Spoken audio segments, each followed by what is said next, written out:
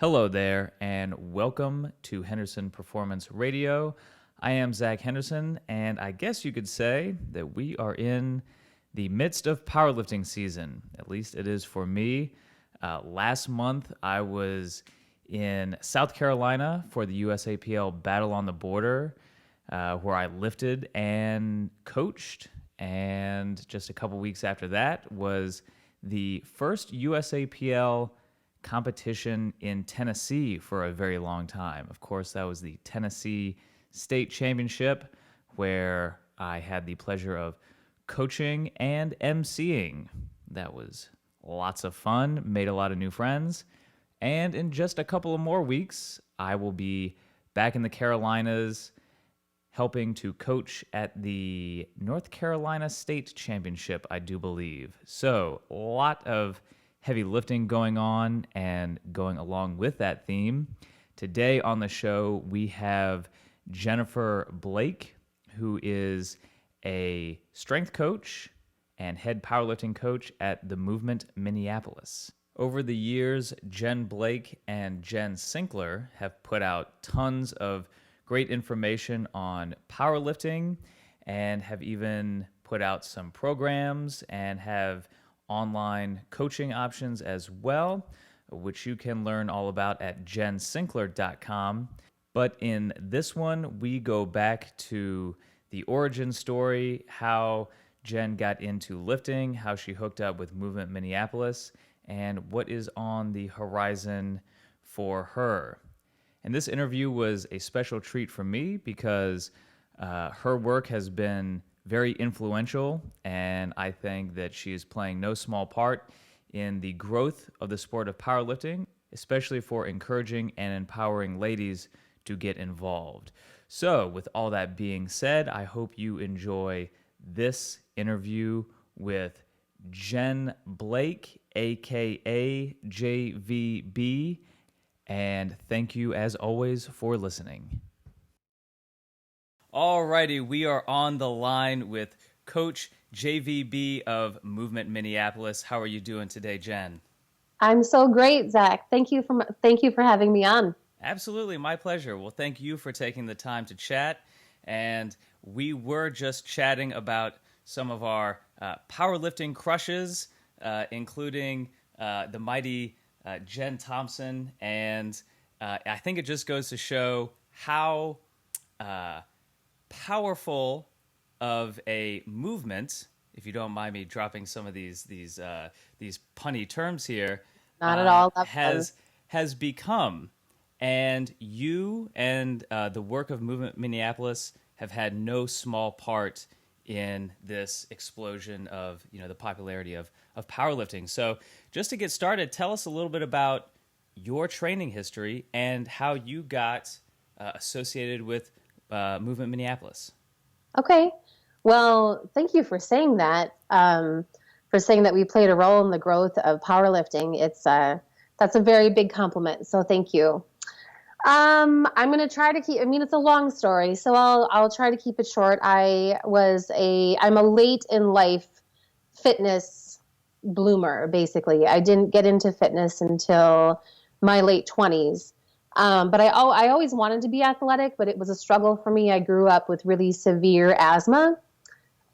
Sports, it just wasn't my jam, because I would get asthma attacks. And so, but I always kind of sat off to like the sidelines, and I was like, the cool kids, those are the ones, they're playing sports. Like, I want to play too, but anyway, as I got older, medication for asthma got a lot better, and so that's wonderful. And then I have two kids who are now 12 and 14, OMG, and they're 19 months apart. So when I had my daughter, my youngest, I stopped working and stayed at home with the kids, and I ended up joining the local YMCA. And started in on the cardio machines, on the elliptical, like a lot of people do when they first join a gym and they don't really know what to do. But I kind of kept an eye on the weight room. It just looked fun, right? And to me, it looked fun. And along that same time, the YMCA was hiring for a Pilates instructor. And Pilates was actually the one thing that I had done since I was 20. It was like my one form of exercise that I could find that didn't set off my asthma, but still had a component of strength. And so when I found out they were hiring, I applied because I thought, well, this will be fun, and it's a way for me to get some work in while still staying at home with my kids. And so I got certified to instruct Pilates, and that's really where I found my passion for working with people in fitness. I mean, I've always had service jobs. I've never had like a 9 to 5 desk job. Every job that I've ever had has been in the vein of service. And so I knew I liked people, but this was really helping people,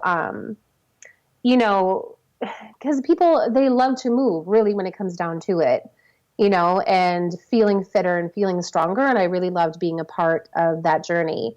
And so it's like one thing leads to another. And so I started teaching a lot of Pilates classes. And then I eventually made my way off the elliptical as I got more and more brave into the free weight section of the gym and did the thing. Okay, this was 2008. So I can admit that I like stood on top of a Bosu ball and did squats, right? Like, oh, sure. We can laugh about that now. Because you do what you know. Yeah. And so then I got certified for personal training and started seeing one-on-one clients. And along that time, that's like when, like 2009, 2010 is when like Facebook really it got outside of just college students and it became something for everybody. And I got on Facebook, and that's when I found Girls Gone Strong, and which is a group of women, and they're still here, still huge. I just presented at their conference last weekend, which is amazing to me, because I found them on Facebook and I was like, these women, oh my gosh. And they were about, at that time, they were really about strength and women getting stronger just for strength's sake, not for really any other reason. And I was very taken with that. And so through that connection, I found Jen Sinkler and David Delanave, owner of the Movement Minneapolis, and kind of like friendly stalked them on social media for a while and thought, you know what, these are my people. So I basically showed up at the Movement Minneapolis and joined as a member, but sort of was like, I'm going to work here now. I like you. We think a lot of same on a lot of things. And so and to their credit, they're like, yeah, okay, let's do this. And so I eventually transitioned all of my business over to the Movement Minneapolis, and here I am. Yeah. That's where I am now. Awesome. So, yeah. That is such a cool story, but it's also, in some ways ubiquitous in the sense that I think a lot of times people forget that everybody has a start. Nobody came out of the womb squatting and benching and deadlifting, and I never talk trash about things like maybe Planet Fitness or some other exercise modalities that, even though I don't personally maybe find much value or merit in, the fact is that so many people, that's an easy in, or the elliptical, or just being able to hang out in the corner in the cardio section, right? And it's that gateway drug, so to speak, that I think a lot of people in the strength and or powerlifting community, not that there's rampant trash talk, but it's important to respect those pathways and those gateways into other forms of training. Absolutely. Yeah. I'm with you 100%. Like, everybody started somewhere, and I'm with you. The videos that sometimes get shared on the internet and some of the chatter that goes on, I just can't get on board with it, because I remember my start, and I know that for so many people, just stepping foot into the gym is an enormous, feat of overcoming vulnerability. And that's huge. And so, and that's probably why, when I talk about fitness, when I talk about powerlifting, especially, I talk to beginners. These are the people like I can really familiarize with their journey. So Yeah. And once we find ourselves on the other side, so to speak, it's all the more important to be welcoming, be friendly, absolutely. all this other good stuff, which I can assume you joining forces with Movement Minneapolis, these personalities like Jen Sinkler and David.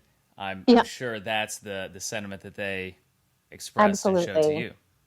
Absolutely. Like we just want to give, especially with Jen Sinkler, we want to provide sort of like a doorway, whether it's through kettlebells, whether it's through barbells, whether it's through powerlifting. Like we just we want to serve as an entry point for people, and see just, guide them through and see where they go next. And when it comes to the movement, um, and I know we're going to get into this talking about biofeedback, a little teaser for later in our conversation. But this is the way we train our members at the movement is a way for us to meet our members where they're at every single day. And it's just a really approachable way and a welcoming way to get people to exercise, and move. Absolutely. Yeah. And so to pick back up in the story, you found your way into Yeah. Movement Minneapolis, and then And tell then, us a little bit about maybe your first foray into powerlifting. sure. Sure. So I was at the Movement Minneapolis and really progressing with getting stronger and working with free weights and having like a love affair with the barbell. Um, Side note, when I was presenting last weekend at the Girls Gone Strong Women's Strength and Empowerment Weekend, afterwards a woman came up to me and said that I speak almost sensually about exercise, and I thought that was really funny. And I'm like, well, the more pleasant I can make it, the more I can talk people into joining me. So, Sure, absolutely. Why so not? right. So anyway, it really came down to just this moment where I was lifting, and David walked into the gym and he said, "Hey, does anybody want to enter a powerlifting meet?" And I said, "Yeah, I do." And I didn't even really know what a powerlifting meet was. I had never seen one. I'd heard of it, but I had no idea how it all went down. And so, but it was just kind of like maybe like a fateful moment. I had to happen to be in the right place at the right time. And so I started training. That was in the fall of 2013. And then my first meet was that following February. And this is crazy. So it was the USAPL Minnesota State Open. And there were 9 women, me included, 9 women that competed in this meet. And I will tell you, I literally had no idea what I was getting into. I mean, I had my singlet, I had my tall socks and my Converse, and that was it. Like that was it. No belt, no wrist straps, no knee sleeves, nothing. And people had to basically guide me through the day, like getting checked in or whatever. Powerlifting community is so nice. But anyway, there were 9 women that competed in that meet. And then this year, the same meet, there were 70 women in that meet. And there were so many that they had to separate the men and women into 2 different weekends. Oh And wow. it's crazy because that was considered a good turnout, my first meet. They were Yeah. really pleased with having 9 women. And now it's particularly in the Twin Cities, powerlifting has exploded exponentially. So it's pretty cool. Yeah. Practically the same story. I think my first meet was in 2012. And again, this is North Carolina, Jen Thompson's neck of the woods. In Yeah. fact, I think, that first meet was actually in the high school gymnasium that she teaches at. And Cool. I think I think once a year she still hosts a meet there. But yeah, I think there was, maybe 50, 60 lifters total. Mm-hmm. I got second place. Awesome. I got third in my first meet. Congrats to you. Well, hey, yeah, I appreciate it. I showed up. There was 2 people in my weight class, but I showed up. I didn't get hurt. I got a total. Perfect. Yeah. Perfect. And just this past the same meet just a couple of weeks ago had 131 lifters over 3 platforms. Isn't that amazing? Yeah, and it's crazy. And just as a side tangent, I believe I spotted, because correct me if I'm wrong, you can tell when the Movement Minneapolis team is in the house, because you guys are quite good at the branding with the green singlets. And I'm pretty sure I saw a couple of your lifters at Nationals last year. Yes, you did. Well, definitely. I had one lifter in Nationals, but she couldn't wear our green singlet for it. Oh, and really? You're right. Yeah, you're right. When we at local meets, team green rolls in pretty strong. Like that first meet that I told you about that I competed in, the very next meet, because I had so much fun, I went back to the gym and I said, "You guys, let's do this. We need to do this. I mean, everybody, let's do this." And talking in my sensual voice. So the following meet in August, we had 17 women from our gym compete in a meet in the USAPL meet, and that was our first meet where we wore our green singlets, and they're like bright Kelly green, and our gym color is green, and so our members who aren't competing show up in green T-shirts, and yeah, it's a tide of green that rolls into these meets. But my lifter, Donna, that singlet is only allowed for local meets. It's not allowed for national meets. So she had to upgrade to a standard approved black one. Oh, well. So tone it down a little bit. She had to tone it down. For the national audience. Yeah. Well, cool. So how I guess I should say, what is the general programming approach that you take with a team? Is there a class? Are people doing one-on-ones? What does that look like? So we have a program for our power lifters, but they come in and lift during regular class times. So our gym isn't a drop-in gym. It's open for classes. And so they'll come in with everybody else and lift amongst people doing the general programming. So it's nice. You get a mix of people doing different things, and you have a mix of lifters of different levels of ability. It really ranges the spectrum. So it makes for a fun and an interesting environment to lift in.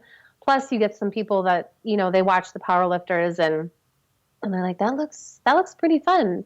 And I'll kind of see the glint in their eye, and I'll sidle over and be like, "Do you want to do this? You could do this if you want to." In the sensual voice. Just just pulling them over to the powerlifting side. But it's great too, because then our powerlifters will take some time off and hop back into the general class programming, which is very GPP, moving, getting stronger in all directions, which makes for a perfect off season for them. Yeah, cool. Yeah. So I can imagine in some capacity the biofeedback approach finds its way into how you guys do things, especially for powerlifting. So for those who may not be privy to the whole idea, tell us a little bit about what the biofeedback approach looks like. Sure. So we use biofeedback range of motion testing at the gym. So so that people will come in and they'll do an exercise that feels great for their body on any given day. And that can look and feel different every day. And as much as we all know, all of us that coach at the gym know about movement and biomechanics and all of that, you know what's best for you more than I know, right? So we give them this tool so that they can sort of self-determine what's going to feel best for their bodies every time that they come into the gym. So just as an example, say it's a squat focused day for our general class programming. Say it's a squat focused day, instead of having just one variation of a squat that everyone does, there's going to be 3 or 4 different variations. There might be a barbell back squat, kettlebell goblet squat, a rear foot elevated split squat. There's usually a unilateral movement mixed in there, and maybe something with rotation or anti-rotation. And our members will use this range of motion test to determine which one suits their body best that day. So even though everybody in the class is squatting, not everyone is doing the same variation, not everybody's using the same tool, and everybody is also moving at, and obviously they're not using the same weight, and everybody is moving at their own pace. So it's a really, like I said, it's a really great way to make exercise approachable. It's also a great way to introduce a lot of variety because things can test differently from day to day while you continue to get stronger. So when it comes to our powerlifting program, we still use biofeedback a little bit less because powerlifting is specific. So you need to train the competition lifts as often as possible, right? So you get better at those competition lifts. The biofeedback lives more in the assistance exercise and the accessory movements, not as much in the competition lifts, which again makes that off season for our lifters that much more beneficial. Mm-hmm. Yeah.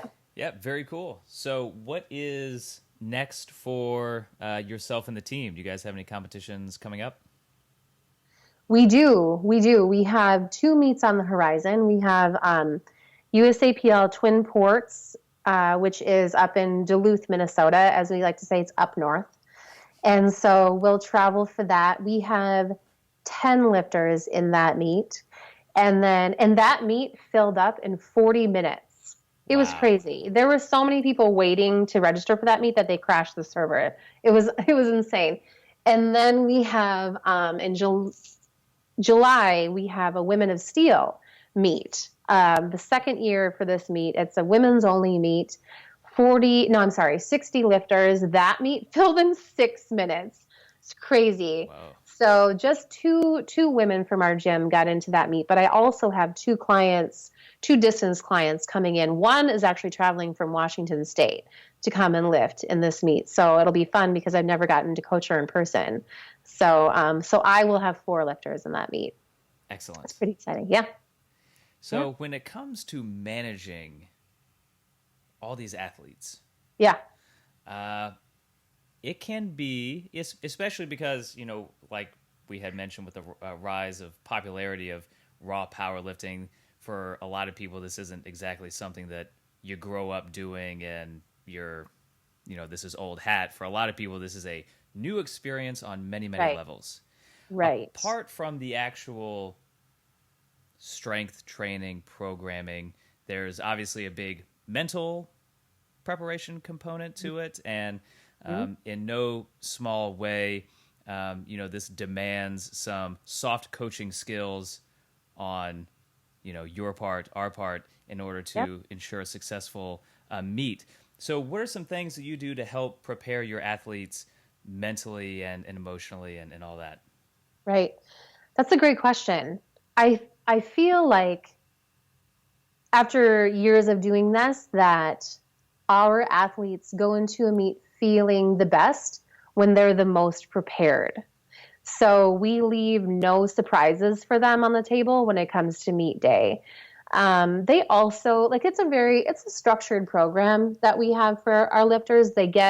Once they get on the program, they have a weekly email that comes from me and breaks down all of the lifts for them, talks about the importance of bracing for powerlifting, creating your own intra-abdominal pressure through breathing and bracing, which is a whole other topic that I won't get into.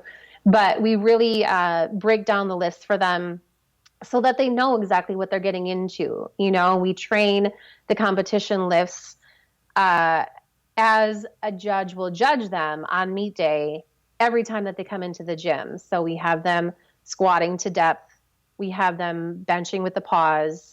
Deadlifting, they just need to stand up with that. So we work on that.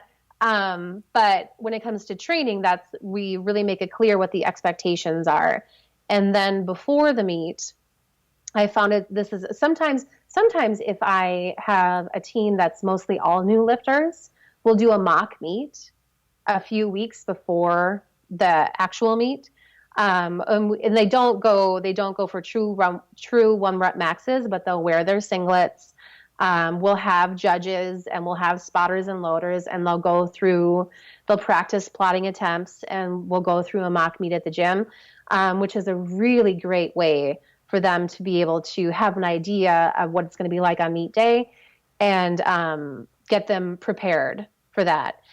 Regardless, if we don't do that, we'll at the very least have a team meeting with everybody on the team, followed by a team dinner, because a lot of the lifters don't always train at the same time. So maybe there's some people competing, they haven't really interacted much throughout the training cycle. So we'll have a team meeting where we'll walk through the day. We'll walk through check-in, weigh-ins, team meeting, flights, and all of that. And we'll have the flight. Usually we'll have the order of lifters by then too, so we can go through what that's going to look like. And then we'll go have a team dinner together. And also, probably the biggest thing is we plot out all of their attempts the week before the meet, so that all they have to do is show up and lift. If they can just show up and lift, then everything else is just, details. Mm-hmm. So yeah, the more prepared we can get our lifters, the more they can relax and have fun on meet day. Yeah. It's always funny, and I try always to make sure that, obviously going along with that exact same sentiment, leave nothing to chance. Right. All of our ducks are in a row, and invariably there is someone new from another gym that is running around this meet like a chicken with their head cut off. And they're like, yes. What is going on? And oftentimes it's one of the athletes from the team or, whomever that brings them in and says, all right, totally, calm down. This is what you got to do. And this is how we've brought some members into the fold, on our end. And again, it goes back to the same thing that we started with. When you have your ducks in a row, you need to be super friendly and super helpful to anyone who doesn't. Absolutely. We've adopted a few lifters at meets too, and then they've eventually found our way to the gym. But do you find that the powerlifting community where you are is like more than willing to help out and reach out to newer lifters? Like, I don't think that's unique to the Twin Cities. I found it to be an exceptionally supportive community. Yeah, absolutely. Certainly where I've done most competitions in North and South Carolina, we have hashtag Carolina Powerlifting. We have some friendly North versus South Carolina competitions. And, certainly, again, like we mentioned, a lot of that comes from the leadership, including people like Jen Thompson, John Muzan, people who exude this positivity and this friendly competition and this inclusiveness. And it's all about understanding that though on paper we may be competitors, it's really all us against gravity. Absolutely. Even though we're all approaching the sport with different levels of strength and skill, we're really all after the same thing. There's definitely a unifying factor, I think. So yeah, absolutely. And again, that's in, I think, a large reason why it has grown in popularity so much, over the course of years. Certainly you have the raw, the more easily approachable raw powerlifting side of things without getting into the whole, equipment world, but also because, if it was a world full of jerks, nobody would hang around. Nobody would want to hang out. Yeah, exactly. And sometimes I think about this because I show up to meets now, and like I said, the last meet that we had in February was huge with our 70 women.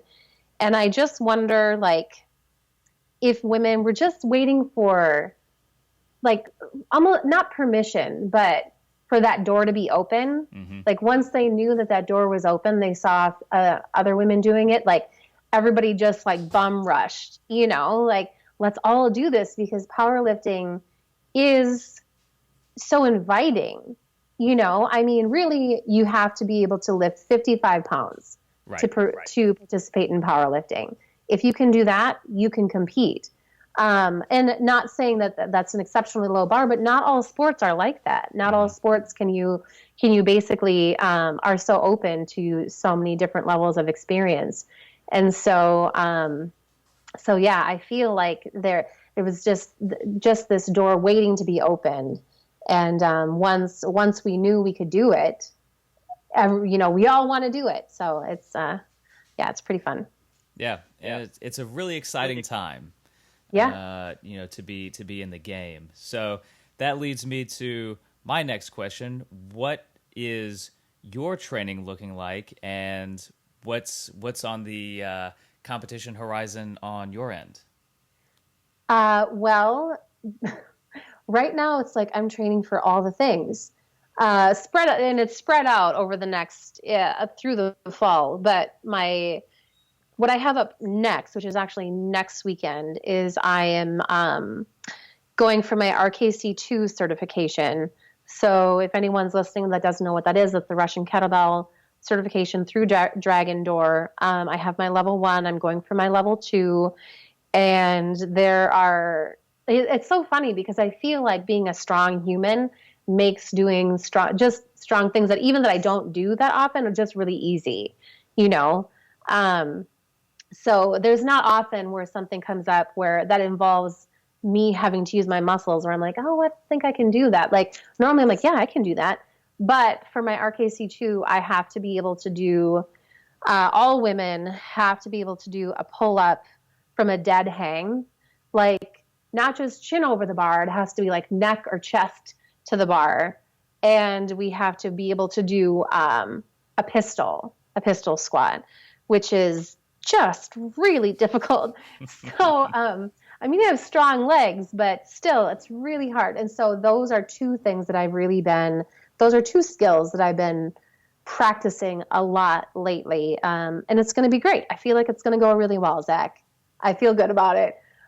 So that's what I have next weekend. And then I am competing at the USAPL Midwest Regionals meet here in September.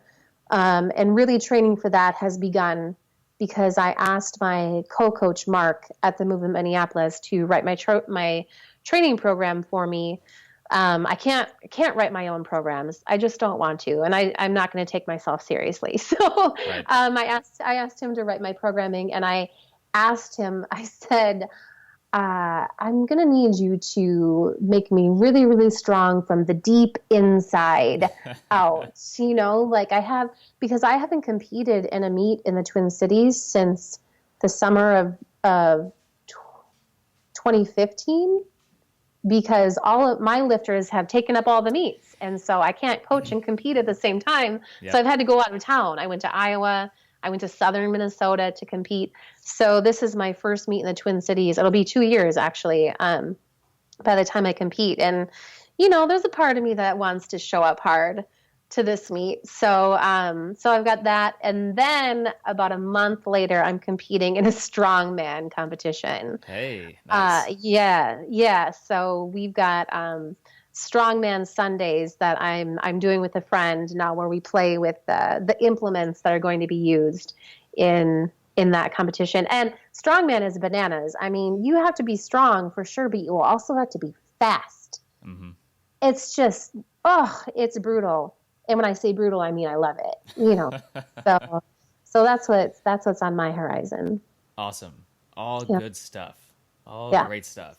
Thank you. Well, cool. I certainly want to be, respectful of your time, but I was just hoping that we could wrap up maybe by, Sure. you telling us a little bit about what you spoke on at the Girls Gone Strong weekend.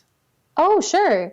I did two things. I did a presentation on body weight exercises to improve your pull-ups, because I'm all about pull-ups right now. And it was it was really fun to talk about because, as we know, for some people, they hear the word pull-up and they're like, ooh, and it takes them back to like, the presidential fitness test in the 5th grade in elementary school and trying to get those pull-ups. They're maximal effort exercise. They're really difficult. And so, but I have a strongly held belief that if we work towards it, we can do it. We can do hard things. This is my saying now. Like, we can do hard things. And so, but because pull-ups are so challenging, a lot of our work for them has to be off the bar. Otherwise, we could just end up dangling like a fish. So, so I talked about that, exercises to do off the bar to improve your pull-up. And then so that was during the workshop. And then people had the opportunity to stay for a bonus day on Sunday. The workshop, or the conference, was Friday and Saturday, but people had the option to stay for a bonus day where it was a morning spent at a gym in Kirkland, a suburb of Seattle. And there were different stations. And I co-led a squat station with a fellow coach from Canada. Her name was Steph. And she and I workshopped people's squats that morning. So that was, I could talk about squat all day. So that was really fun for me. And we had about 70 women for that. So yeah. Awesome. Well, all great stuff. Again, I sound like a broken record. Now, where can people find out? Because I know you have some coaching options, some programming options, if I'm not mistaken, with Bedrock Strength. Correct me if I'm wrong. Yes. No, that's correct. So tell us where people can find out more about all of those things that you have to offer. Well, luckily, in the next few months, they'll only have to go to one spot to find out all of that information, because Jen is redoing her website, jensinkler.com, because right now all of our programs live on their own web pages. Mm-hmm. They're out in the ether of the internet. And so with the new website, they'll be able to find all of our programs in a shop on jensinkler.com.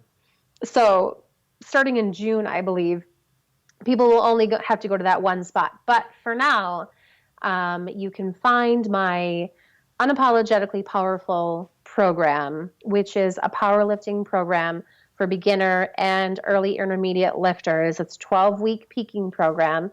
That's on unapologeticallypowerful.com. And then I also have, like you said, Bedrock Strength. That's on bedrockstrength.com. And that is a 12-week general strength program. And then I do lead an online coaching group for both programs. So you could get the programs and run, or you can train with me on the programs through my Unapologetically Strong online coaching group. And if anyone is interested in that, just email me, jvb@jensinkler.com. Perfect.